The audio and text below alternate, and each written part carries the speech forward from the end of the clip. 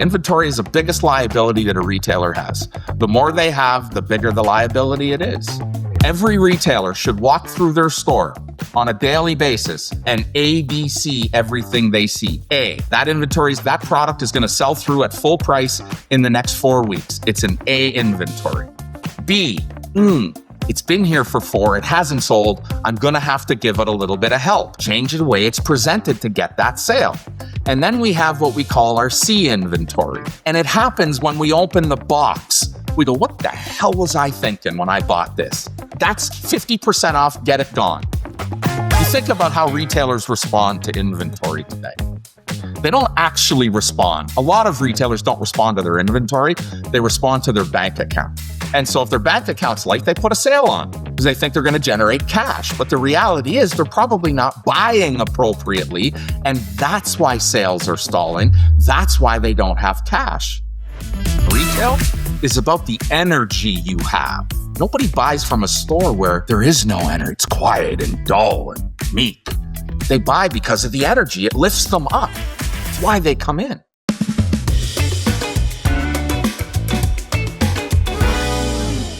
Hi, everybody. Welcome back to Beyond the Register. My name is Jeremy. I'm so excited to welcome our next guest, Dan Holman. Dan brings a wealth of experience. And Dan, first of all, it's great that you're here, man. Thanks so much for joining us.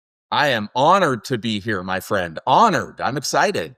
Perfect, man. Well, thank you. You know, our audience loves to just get right into it. So we're going to get right into it. Is that okay with you? Please do. Okay, Dan. So you've been known to say some pretty unconventional things about retail. So for instance, you've claimed that achieving retail success actually has nothing to do with revenue, and that inventory, which most shop owners see as their biggest asset, is actually the greatest liability in retail today. So can you unpack a little bit as to why you believe inventory of all these things is really what threatens retailers the most? And maybe share an example of how a store's stock had put them in danger even when sales looked strong, and maybe focusing on why just focusing solely on revenue is so misleading. Yeah, and Jared, thank you. Such a good question. And you're right. I do think a little bit unconventionally, perhaps to some. But when I think about, I'm a shop owner, doesn't matter big or small. My job is to go out and curate goods that feed her life, his or her life, depending on the style or the type of retail. So foundationally, every retail store starts with their presentation, which is inventory. And for me, sales is always a trailing metric. I never, ever lean into a trailing metric. Trailing, it happens because of.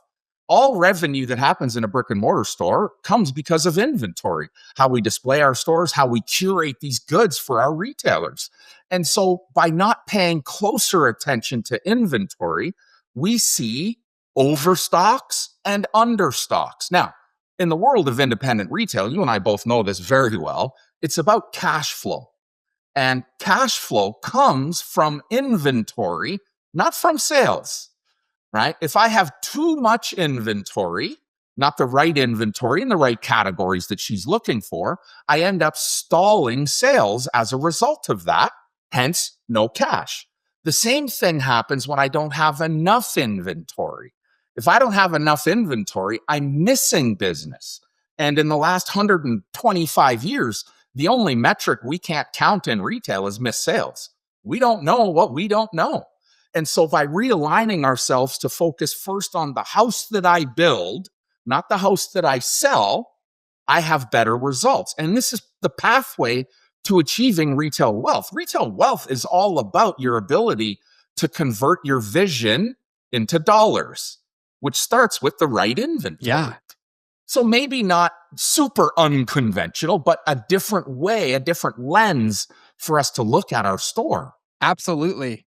I think that's so interesting. And, you know, you weren't always really a consultant. You actually owned and managed retail stores for 16 years before joining CRS. But take us back to your early career here. What kinds of stores were you running, and what aha moment did you have as an operator that set you on a path to becoming a retail coach, Dan? So, all transparency, I had great coaches in my life. Back in the day, they weren't called coaches, they were called consultants. But one of the coaches that I worked very closely with, I had two that just that changed the way I looked at my businesses. So I grew up in home and gift. I cut my retail teeth in home and gift, furniture and interior design, high end and low end stores, or entry level stores and very high end stores. Yeah. And Tony Lester, she was my sales coach, and Lee Rochelle was my inventory coach. And the things that they would give me in our monthly coaching sessions set me into these aha places. Lee would say to me, Dan, this has been on the floor for 90 days. Why? Well, Easter's coming or Christmas is coming. Well, if you're waiting for Easter, why did you buy it 3, 6, 8, 10 months ago? The inventory is just sitting on your floor gathering dust. Your inventory can't have a birthday, right? We don't celebrate the 1-year anniversary of owning that table, that sofa, that shirt. Right. It's got to turn through. And so it really gave me better insight into why I needed to make changes. Not just the result that would come from it, but the recognition that I was buying things well in advance of them ever having the ability to sell. And so as they got sharper and sharper and sharper with how I looked at my inventory, it changed the trajectory of our business. And looking at inventory as if a category of inventory, as if it was its own business. And I do that today. I mean, this goes back to the early 90s. I learned this. And through the first 10 or 15 years of my retail life, I really didn't understand what it meant to bring inventory in and turn it out. We went and bought beautiful things. We put it on the floor. And I would spend all this time saying, gosh, what's wrong with people? It wasn't people that was the problem. It was this guy. I wasn't listening to the customer. I was buying the wrong things well in advance of their desire to have it. So I had to align timing, which was my biggest aha moment, timing. When is the right time for this inventory? It's today in today's world. If I'm buying insulated jackets for the snowstorms that we've all gone through, in July, I'm going to sit on that inventory waiting for the January storm. Well, that meant that my cash also sat tied up. And, we grew from a $5 million a year business to a $55 million a year business in a very short period of time. About 5 years, we 11x'd our business. But that meant as we were growing, we were running out of cash day in and day out, and had to be creative about creating cash that would then give us the ability to continue making healthy decisions. And that's the pain that retailers have today. They lack the confidence to make the right decision, because most decisions we make in independent retail are foundationally based on how much cash we have in the bank. That's absolutely correct. And, I'd love for our listeners to kind of dive in a little bit more on when is the right time to start purchasing, right? Like, when should I start anticipating to go to marketplace to buy? When should I allocate those funds to the appropriate time? Like, what's your suggestion there, Dan? Well, every retailer, no matter their size or scale, has to have a plan. I think of it as a merchandise plan. Now, the better way to think about a plan is it's a roadmap to a destination, similar to the way we think about our vision. Our vision is out there somewhere in the future, but that's the same as your business. And you create an open to buy or a merchandise plan that recognizes the peaks and valleys that exist in categorical retail. Summer clothes sell differently in the summer than they do in the winter. Oh boy, no aha moment there. But that's the reality. And so now, when do I have to load in my spring inventory? Vendors would tell you that you start bringing that inventory in, in November, December, January. But most of us know that spring doesn't actually start until March, spring break, right? And so even vendors are coaching us, trying to coach us to bring goods in way earlier than we have the ability to sell them. The power of having a roadmap, a plan, it tells me when I need this. And I don't need a year's worth of inventory to land today. I need to stagger that inflow of goods so that when my customer comes in, she always sees something new. And I use this analogy, this smartass comment with every one of my retailers. Please tell me the last time somebody walked in and said, show me something from last year, right? The appetite for freshness in our stores is stronger today than it has ever been. She is responding to a need that she has created. Now, I always sort of shift my thinking. I don't talk about customer needs. Even in a selling system, I never talk about customer needs because need creates excuse. Want creates action. She wanted a new dress. She got in her car. She drove through traffic, through snow to get to my front door. This is because she wants something, not because she needs it. Listen, you and I know, hey, my car needs gas. I have to get gas. But we don't actually get gas Absolutely. until we pull into a gas station. That comes from desire, which is responding to what I've created as a need, right? But it's the wants that we want to fulfill in our stores, which is why I think differently about staffing in stores than most do. You know, we're not there to satisfy customer need. We're there to satisfy her wants. She goes out of her way to get what she wants. The same as you and I do. Listen, this is life. When we want something, we figure out a way to get it. Retail is no different than that. They don't buy because they need a new jacket, a new car. They do it because they want. Successful retailers feed want. I love that so much. I think successful retailers feed want. I love that saying so much, man, Dan. Yeah. You're hitting the nail on the head there.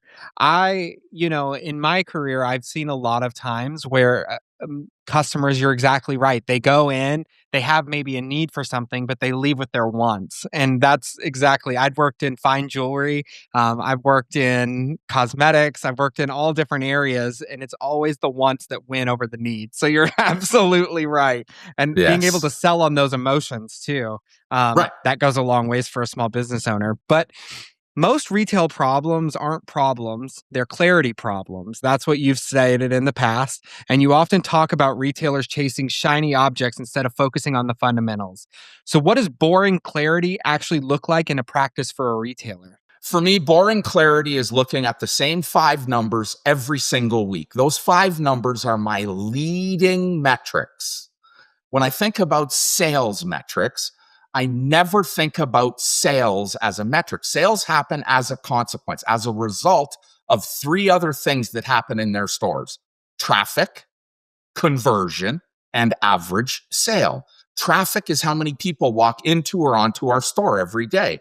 Conversion is the measure of our ability to engage her, to get her to buy something, right? It's the engagement that creates the sale. So I measure conversion. And then average sale is about how well I listen and present a solution to her problem, i.e. want. So when I think about simple clarity, dumbed down clarity, if I know 10 people are walking in my store today and 50% of them are going to buy, they're each going to spend $100, I know I will do $500 in sales. Now, what happens if I convert one more shopper to a buyer? What happens if I can add one more item to that order? If I complete the outfit with the jewelry? No outfit is complete without the jewelry. But we let women leave our stores half naked. We sell them a top and they have no pants. We sell men a pant without a belt. Like, we miss little things that complete the outfit. You see, those are leading metrics. They measure the effort in my store, not the result. So if I can look at those metrics every single week, I look at the same number, I know which lever to push on to make change. If my conversion is softening, that means I need to focus more on her, less on me. I'll give you this example. My wife and I bought a new house. We go shopping for a sofa. We walk into a furniture store. We're greeted wonderfully. Ursula, I think was her name, if I remember, was a European. Anyways, really great greeting. But she followed the greeting up with, all of our dining rooms are on sale today. You see, that meant that it was important to her, not what was important to me. I wasn't looking for a dining room. I was looking for a sofa. And she thought it was important to let me know that dining rooms were on sale. Well, that's the first trigger that shuts a shopper down. Don't talk about you, talk about me. If she'd have said to me, what's your mission today? What brings you in today? I would have said, we're looking for a sofa. 50% of her work was already done. Now she knows what I'm here for. And if she was really good, she'd have followed that up with, what room are you working on? Which takes me away from thinking about the item and puts me in my home. Wait a minute. We're uncovering something here. Now we're starting to talk about me and my home, not a sofa. The same thing happens in apparel stores. If I walk into an apparel store and someone says t-shirts are buy one, get one free, and I wasn't looking for a t-shirt, it's about them. So when we think about our staff on the floor, we want to make sure that our teams are really focused on her, not them. They live in consequence to her success. This is what I refer to as service above self. Focus on the person you're serving, not the one you're trying to sell. That's so smart. I just think, Dan, you're bringing such a wealth of knowledge here, man. And I think, you know, but it goes back to this understanding of like, how can you create an experience that maybe we can't get in an e-commerce setting? And I think it goes back to, we've talked to a lot of guests so far around the small business perception and this idea about touch value service and being able to supply the service in the store, touching the clothes, feeling the articles, adding the accessories, adding this experience goes a lot further. And you can increase your sales and consistently keep those numbers up, like you said. But let's talk about how you're defining the customer, okay? So you joke that some retailers think that their target customer is like 8 to 80 years old, and in other words, anyone with a pulse. But why is that mindset dangerous, and how do you coach a retailer to pinpoint who their true customer core is, and maybe just importantly, who's not? Right. So this is the reality. In retail, we serve people that are 8 to 80, but our target is not that wide. If I'm in a women's store, I promise you, 6 out of 10 women that walk through that front door are come from the same geographical location, the same demographics, and the same psychographics, the same behavior. 6 out of 10 women fit in the exact same 3-sided box. They're 45 to 55. They are professionals, and, they are, health conscious or travel conscious, or these are psychographics. These are their behaviors. And if 6 out of 10 women are that way, why am I buying for the outside of that? The more I zone in on my core audience, the better I buy. Inventory. Here we go. Back to inventory again. My job is to curate things that satisfy her wants. The wider that net, the less clarity we have on who and what she responds to. Now, she votes every single time she walks into our store. She votes with her wallet. The things that she does not buy are the no's. She's voting no. And we're not listening. And so we really have to curate who is that audience. And here's the secret. You know this about point of sale. 6 out of 10 retailers think their point of sale system is to take cash. The reality is your point of sale system exists for 2 things and 2 things only. It measures and monitors your customer behavior, first and foremost. Secondly, it measures and monitors your inventory behavior. So if I really looked through a discerning eye and I looked at the things that the 8 to 18-year-old bought in my store, I'd find that that's the product that sits idle. If I zone in on that girl that's 45 to 65 years old, I have a much more targeted approach now to merchandising my store. And when I think about, complementary items in my store, I'm complementing that core audience that exists, not the widespread audience. And this is proven time and time again. Even in my own business today, I own a men's store as well. I don't just coach retail. I still have a men's apparel store. And we know exactly who our guy is that buys his socks, his underwear, his hoodies, his caps. We know exactly who he is. We can define him. Well, that's what every retailer needs to do. Define. Create the avatar that is your target customer and measure it. I've done this exercise with somebody here in my town, local retailer. I said, Nicole, just come with me. I want to stand in the back of the store and I want to watch the women that walk through. And all I want you to do is tell me how old they are. I said, just tell me, how old are they? And so we did. Ooh, that could be And dangerous. yeah, it's her and I, we're being judgy, her and I in the corner, right? But every customer that walked in really fit in her 35 to 55-year-old store. And so then that meant that I could coach her on, why do you carry kids? Like, why are you carrying kids' tees? I know she's a mom, but is this where she's buying for her children, or is this where she's buying for herself? Is this where she's filling her bucket? And if the answer is yes, that inventory that's sitting idle for the 8 or the plus 70-year-olds is where your cash is. So by better aligning your inventory presentation to the customer walking through the front door, you create more cash. You can then build a better business off of the customer that's walking in, not the one that you think exists, the customer that walks in. I think that's so insightful from this idea of just taking a step back to look who your consumer is, right? And I think that oftentimes we visualize or we ideate on this ideal customer scenario. These are our market. This is our niche market. We're very unique. And every small business feels like they offer something unique, hopefully. But I think what's important is that having important like staff, right? Understanding this role of what your staff can play in your store goes a long ways. And you have a pretty strong opinion on retail staffing where you said, stop hiring salespeople. So Yes. instead, you say hire waitresses, waiters, hostesses, people built to serve. This is a big shift from that typical sales driven mindset.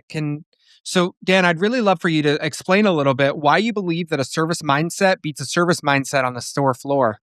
Well, okay. So, number one mistake that I see in hiring is that we hire based on skills and experience. And so, when I hire based on skills and experience, I'm hiring somebody else's salesperson. They worked in sales. They've had 10 retail jobs. But unless they're built to serve, they won't have success in our independent store.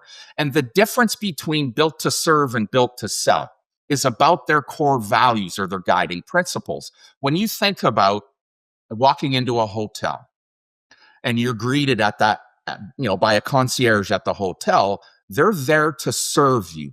Let's play this analogy out in a restaurant. You sit down at your favorite restaurant and the waitress or waiter comes over and says, can I bring you a drink, a before dinner drink, a glass of wine, an appetizer?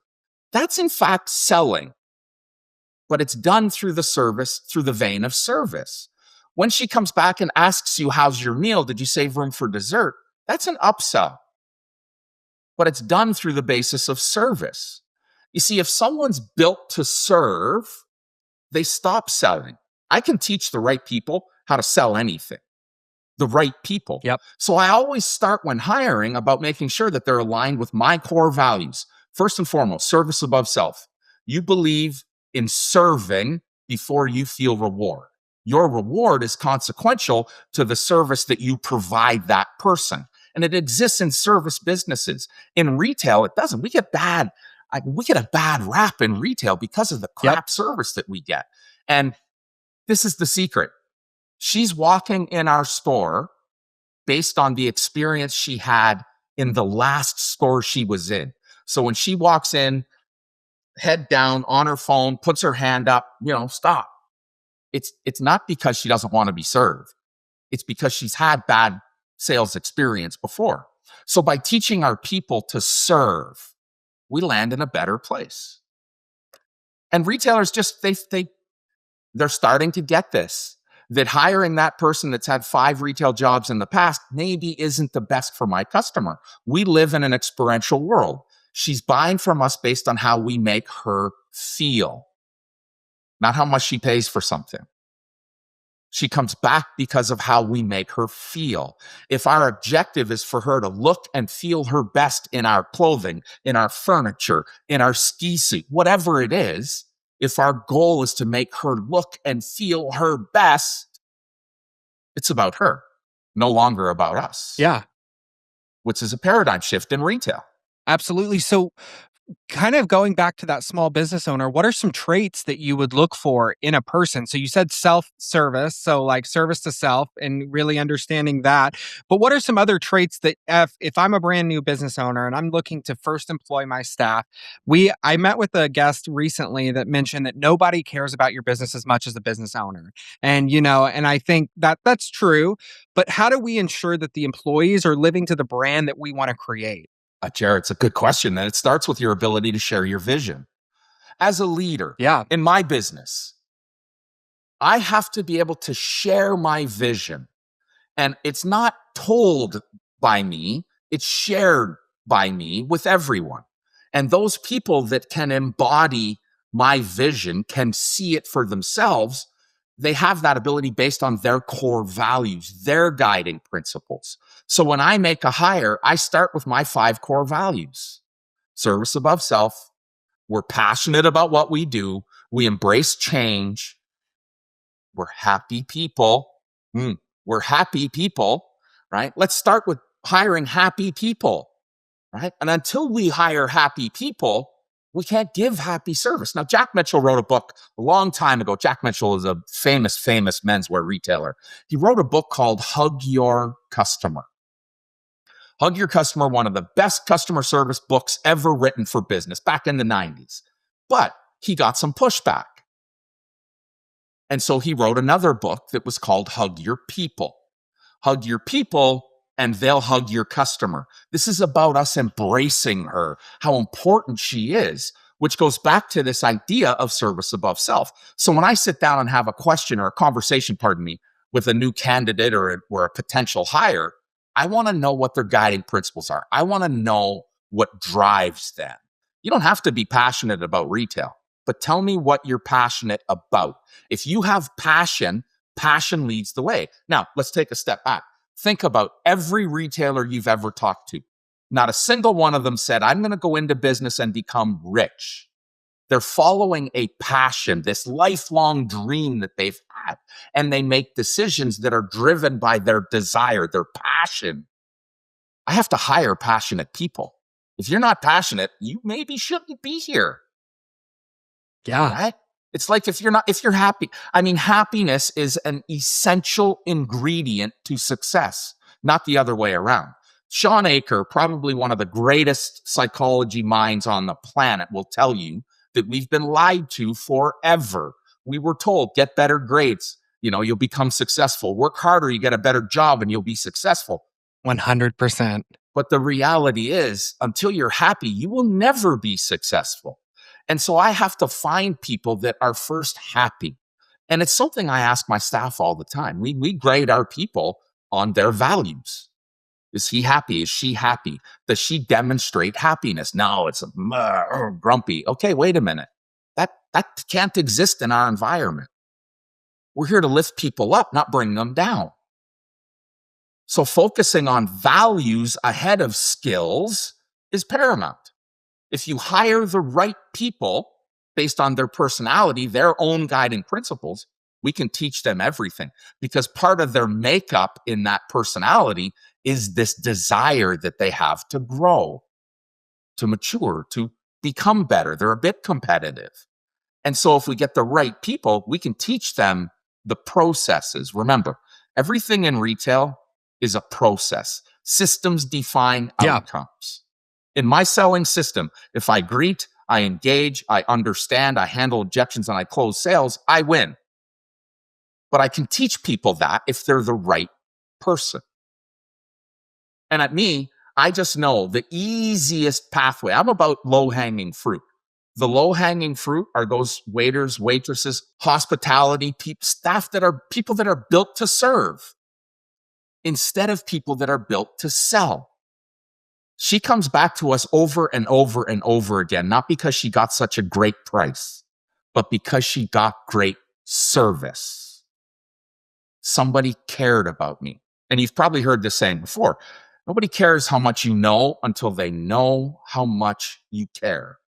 That retailer Ooh, that I love tells you that. what's on sale isn't focused on the right care, right? The person that all they talk about are the features and benefits of product knowledge is important, but it's not the trump card. The trump card is how well you know that person you're talking to. And this idea of being there with them, looking them in the eye, talking to them, having a conversation, not hiding behind a sales counter, waiting for them to bring up what they want to buy. Man, I love that. I think, I mentioned previously that I worked in jewelry, and that's a very highly competitive sales environment. It is very much driven by sales numbers, those types of conversations. And I think during that, I learned a lot about how to approach sales and how not to approach sales. I was very successful in my career as a jewelry consultant. But I definitely, when I started out, it was a whole different world. You saw multiple different salespeople trying different tactics, and you just have to find what's right for you. But I think going back to that core fundamental of happy people drive happy successes, and that is so true. I think through everything that I've been through in life, the one thing that I've really kind of been consistent on is this remaining of happiness. Like, I know that no matter what I go through, it's just part of my journey. It's just part of my steps. So I think maintaining that happiness goes a really, really long ways and drives that success a little bit further. And you have to always remember this, Jared. We serve a world that lives on this roller coaster. They have the highest of highs and the lowest of lows. Only an entrepreneur wakes up in the morning and thinks they're a failure. Thinks, oh my God, yesterday was the worst day ever. I suck at this. And then tomorrow, after having a really great day, they're the smartest person in the world. That's how they feel. They ride this kind of bipolar roller coaster, up and down and up and down. Yeah, So choosing people that are happy allows us to push the negative away. Happy people don't talk about how empty their glass is. that's so true. And people want to buy from us because we're energetic. I mean, this goes back to values in a store. This is my whole thing about wealth. Becoming wealthy in retail is about the energy you have. Nobody buys from a store where there is no energy. It's quiet and dull and meek. Yeah, They buy because of the energy. It lifts them up. It's why they come in. yeah. And I think that's really especially true to small businesses, right? So, like, I've worked in environments too that do have kind of that cold, high luxury, very kind of feeling, and it's just a different environment, but the service itself is what differentiates. So, hiring those happy people, going a long ways, and serving your guests goes a really long ways. And I hope that people are listening to this conversation and understanding that, because it makes a big difference. But, I want to get back to the conversation on inventory for a second. So inventory planning, Dan, is really at the core of what you do. So for retailers who have never done formal planning, what are the biggest mistakes you see in how small stores buy and manage inventory? Well, I mean, I think it goes back to this idea that they don't have a roadmap. I use a product. I mean, this. MVP Retail is our merchandise planning platform. It gets to track activity in the background and gives us indicators of categories that are performing better or worse than we had planned them to. And I'd like to think we all have some plan. I want to sell X. I want to hit this number. But really, in breaking that number down, it begins with creating a categorical buying plan. Here's how much I need to buy in t-shirts to achieve this number in sales in this period of time. Not in my life, not in my year, in my next 12 weeks. I need to know in my next 4 weeks, 8 weeks, 12 weeks, what do I need to bring in that will generate cash and sales and cash? And am I buying more than I should or less than I should? And I promise every retailer has inventory or has categories that they have too much inventory and categories that they don't have enough inventory. And they are often led by the top line, which is why I don't track top line sales. They let their top line sales dictate their emotional feel on the business versus looking at the 30 categories that are in their store or the 10 categories or whatever the number is. If I think about a women's fashion store that's got 20 categories and they're only focused on the big number, they could be 3 times higher than they plan to be in dresses and not selling a single t-shirt, and they think they're winning. But there's a bunch of cash that's missing in the business. And so going back to using a plan or a product like MVP Retail, it watches for me. It does the analysis for me. It helps me move faster through this decision-making process. And it's black and white. No pun intended. It's a black and white report, right? It's black and white. There's no color in it. There's no deception. I bought this much. I sold this much. I own this much. It's going to take me 6 months before I come out of this inventory. Is that what I want? No, probably not. I need to speed up that inventory. And that happens when we go to buy, not in selling, right? You think about how retailers respond to inventory today. They don't actually respond. A lot of retailers don't respond to their inventory. They respond to their bank account. Right.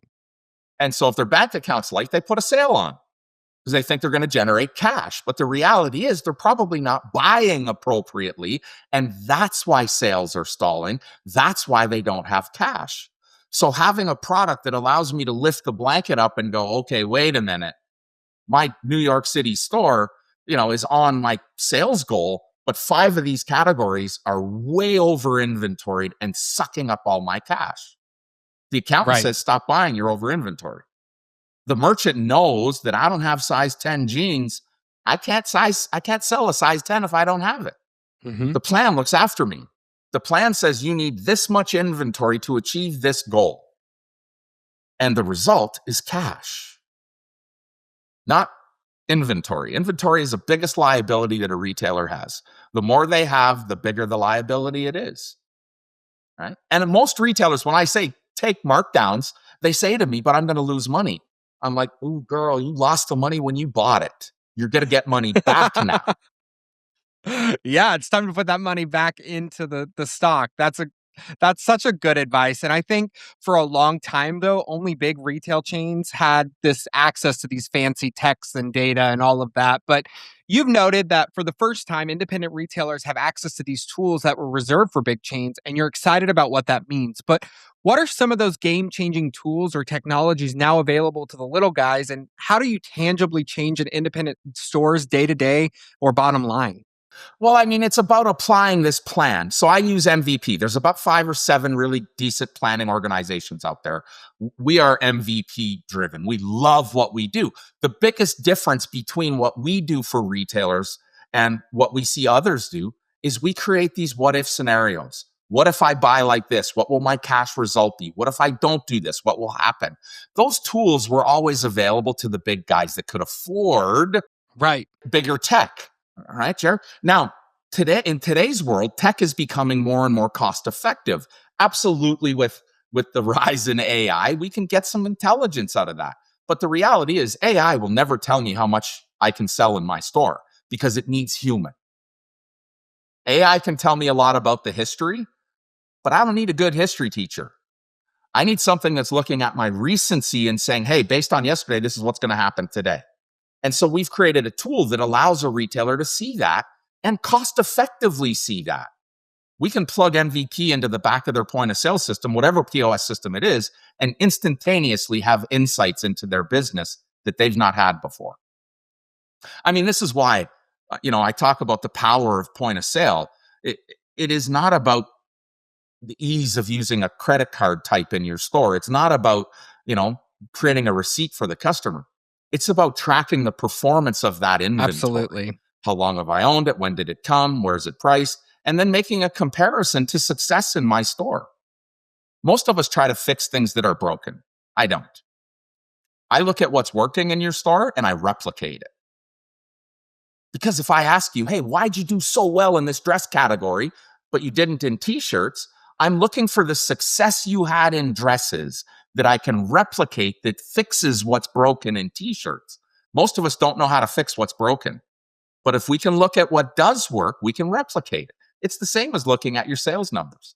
If I know my average order value is on the incline, I know what lever I'm pushing on. It's service. Right. It's conversion in my store. I know what I'm making change to.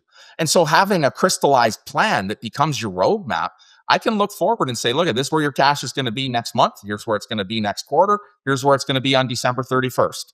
Here's what we need to do to achieve that number.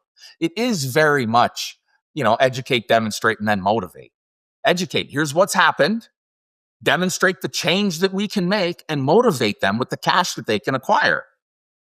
That's waiting for them so that they can go and make other mistakes. which is the power in retail. I mean, listen, there's no other business Yeah. where you get to make a mistake every day and you're still successful, right? You still come back fighting it. Retail is about trial and error Yeah. being the larger component there. So, what are some tips, thinking through a small business owner? Let's say that maybe my inventory is not turning over as quickly as I would like or I would hope. So, what are some tips and tricks that you would kind of suggest to them to get that inventory turned over and really start making sure that the inventory that they are selling is impactful to their business? Yeah. So I'm very simplistic. You already know this about me. I look at inventory and I ABC my inventory. I'm going to back up. In order to have success in a store, you have the right product, presented the right way, and priced the right way. When those three P's are connected, you get a sale. The product, the presentation, and the price. And there's no secret here. There's no mystifying wonder. It's the reality. The right product, presented the right way, priced the right way, gets a sale. It's consequential. It happens. But when inventory is not moving in your store, it's not because the product is necessarily bad. It's more about its presentation. So you have to think about, how am I presenting it physically? How am I presenting it verbally? How do I talk about it? And then how do I present it digitally? How do I help her dream about this? That's what happens on her phone. She's dreaming. So when I can change the way something's presented before I change the price, I sell it faster. Now, let's fast forward.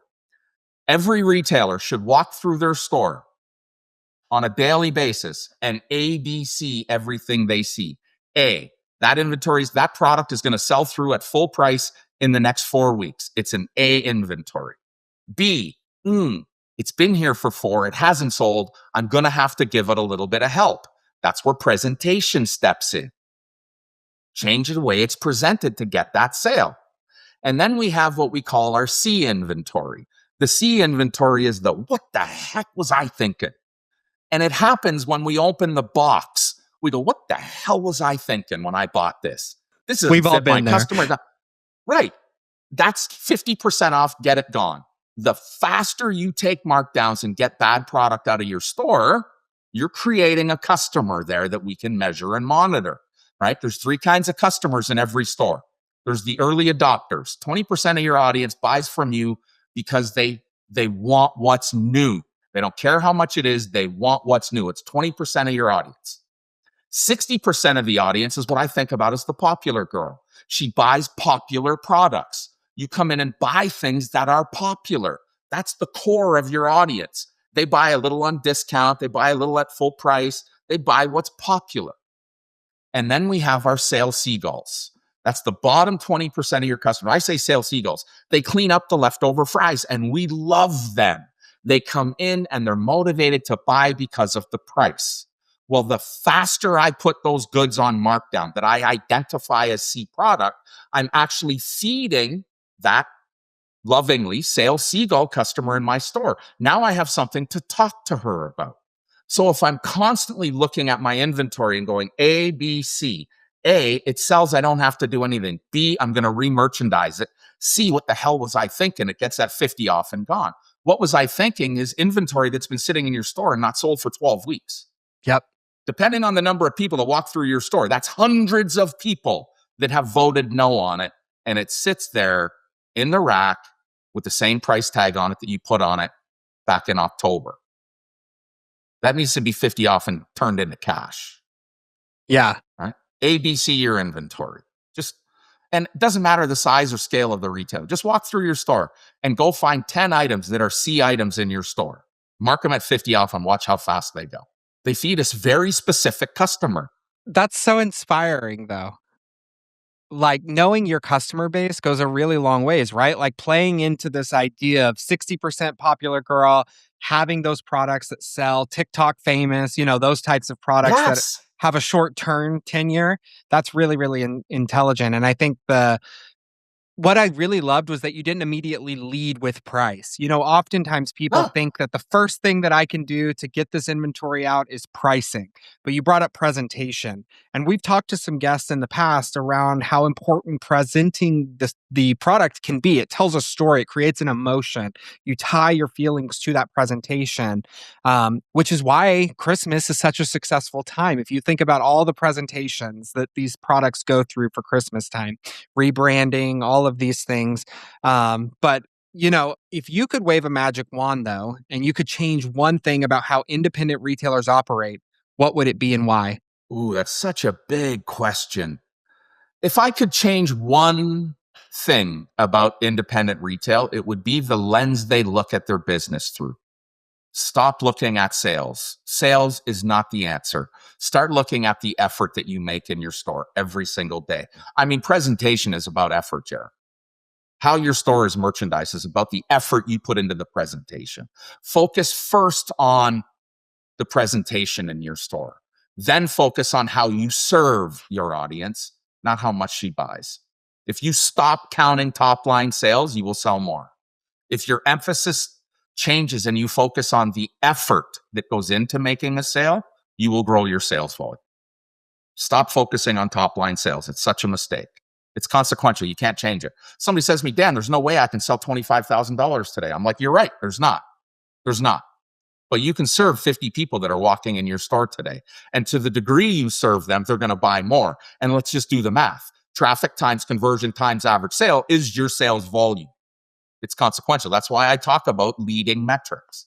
Stop measuring things that happen. Measure effort. Retailers that measure effort make change. I'll give you one example. I have a retailer that I started working with in 2013. He was doing $220,000 a year in sales, 2013. Fast forward to today, he's doing $6.5 million in sales in 3 stores. He had one when he started. He's at $6.5 million with 3 stores. Do you know why? Go him. Because he stopped focusing on sales. We started to focus on the product that we were crafting for her, that we were curating for her. Then we started to focus on the effort in store. We got rid of the categories that weren't performing. We let them go. And there's fear in letting categories go. Retailers have immense fear. Absolutely. And they have this instant FOMO. Well, I taught this person JOMO, the joy of missing out, the joy of not carrying that category and not having me talk about it a year later after it's sitting. There's joy in you not investing in that, right? JOMO is the greatest thing in the world, not FOMO. Goes back to that happy principle. It does go back to the happy principle. So for me, the waving the magic wand is just getting the retailer to put a different pair of glasses on. That's it. And it's what I spend my whole life doing. That's what I do day in and day out with retailers. I get them to change the lens they're looking through their business at. Look differently at it. Not a lot of retailers that are like, not independent. A lot of independent retailers are, they're passion driven, man. They're passion driven. Well, I think you go into business because, like you mentioned earlier, you have a passion to succeed and to thrive and become your own business owner and make the difference that you want to see in the world and employ your people the way you want to employ them. And it just goes so much further than just yourself as a small business owner. There's so many different components that you're touching. So it's completely justified to have that fear of missing out, that fear of getting rid of inventory that you may have a personal connection to. I think that a lot of times what I've seen in small business owners is that they get emotionally attached to the products or the brands that they choose to bring into their store. And that can oftentimes result in a little bit of a harder let go period, right? And I'm sure you've overcame that. Yeah. Well, I mean, that was Lee. Lee used to say to me, Dan, 3 out of 5 things you buy will leave your store on markdown. I'm like, Lee, if 3 out of 5 things leave my store on markdown, I'm getting fired. He said, no, it's the recognition that we've got room to improve. That if I can buy into this, it's okay to mark something down and let it go. If it's okay to say that's a B item or that's a C item, I will move the needle faster. And it meant that I started letting go of my emotional tie. You see, we're far too emotional about inventory that we buy. Now, listen, I was buying $55 million worth of inventory. I was emotionally connected to it. And I spent days saying, what's wrong with people? But it was me. You just need to change the way you look at it and let it go. Move on. Tomorrow's a brand new day. Mark it down and move on. And it's not a measure of whether you're a good buyer or not. It's a measure of whether you're a good merchant or not, how quickly you let something go. That response time. I think that plays Yeah, a deep. respond. Yeah. Yeah, absolutely. So, Dan, this has been an amazing conversation. So, first and foremost, I want to thank you for your time today. I have really, really enjoyed it. But we have three little questions. They're kind of hot fire, rapid questions coming your way. So, answer them, whatever pops in your head, first and foremost. This is a way that we'll end the call today. So, Okay, first question. You ready? I'm ready. Okay. Okay. What daily habit changed your life the most? Okay. The number one daily habit for me was setting today up yesterday. Okay, this sounds a little strange, but when I wake up in the morning, the first thing I do is look at tomorrow, not today. Today is already happening. So the thing that changed my life, and I coach this with my retailers, any of my retailers are listening, they're like, oh yeah, here he goes again, broken record. Every Sunday morning, I set my calendar for the week. Every Sunday morning. I've done it since 1997. Every Sunday morning, I set my calendar for the week. I am that structured that it makes it look like I get a lot done. But really, I just dedicate time. And then every morning when I wake up, I don't look at what I have to do today. I look at what's on my calendar for tomorrow. What am I doing tomorrow? And I help set tomorrow's success up today. I never wake up in a panic. I'm already prepared for tomorrow. When I go to bed tonight, I already know what tomorrow looks like because I did it this morning. It's the one habit that people have to buy into, this idea that I'm in control. If I can plan tomorrow, there's no fires to put out. And when they come, they get dealt with easily because I'm prepared. I love that so much. Here's second question. What's the most expensive mistake you've ever made and what did it teach you? All right. Most expensive mistake I've ever made. Here we are. Let's go back to 2007. Our stores are failing. We're out of cash. And my partner and I got this bright idea that the only way to save our business was to open another store.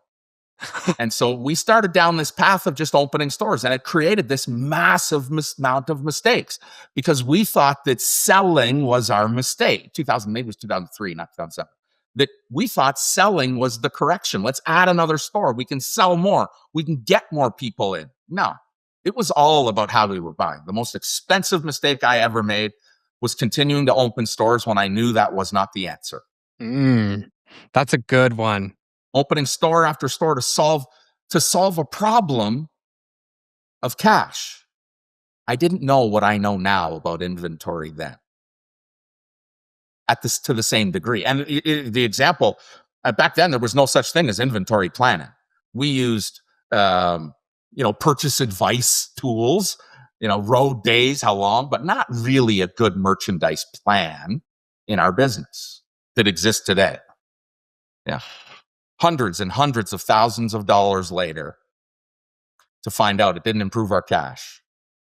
It made our top line sales look bigger, but it didn't fix our cash. That's really interesting because we've heard from other guest speakers as well. They had this idea of like, we're going to open more stores, to offset the amount of attention we're getting right now. And I think that they also realized like this wasn't the best choice for me in the moment was to open stores. And I think that that's when you start experiencing success as a small business owner, you think, okay, great, I've mastered this. I can go and do another one. And the complexities that rely on each other through having multiple stores and it's the same experience, or is it a brand? Is it a franchise? There's so many different things that play into opening and understanding how operation of two stores affects your life. So I think that's really interesting. So what's one thing you think all successful people do that no one talks about? The most successful people you will ever come in contact with are protective of their most valuable commodity, their time. Absolutely. If you can't get someone on the phone, it's because they're protecting their time, the most valuable thing they have. And every really successful entrepreneur that you've ever met protects their time. They get the most out of their day because they are guarded. They're protected. This kind of goes back to this idea of, I live and die by my calendar. I'm setting up tomorrow today. Yep. It's because I'm protective of my time and I know where I have to apply my energy. And every successful person that you ever meet is super protective of their time. They use calendars, they use booking links, they are protective of that because they know it's the resource they have the least of. It's not a replenishable resource. What time is spent is gone. You don't get it back. It's gone. Yeah, you're exactly right. It's completely gone. And time is money. If you're not doing something, you're wasting time. Yeah. And no amount of money can buy back your time. Amen to Time that. spent is time gone. Yeah. Doesn't matter how rich you are, how wealthy you are. Money does not buy time back. You gotta buy your time before you spend it. Buy your time before you spend. I love that so much. That's great. Well, Dan, I've really enjoyed getting to chat with you. It's always so good to see you, my friend. Thank you so too. much for your time. Guys, this has been Beyond the Register with Jeremy. I have hoped that you have enjoyed yourselves as much as we've enjoyed our conversation today.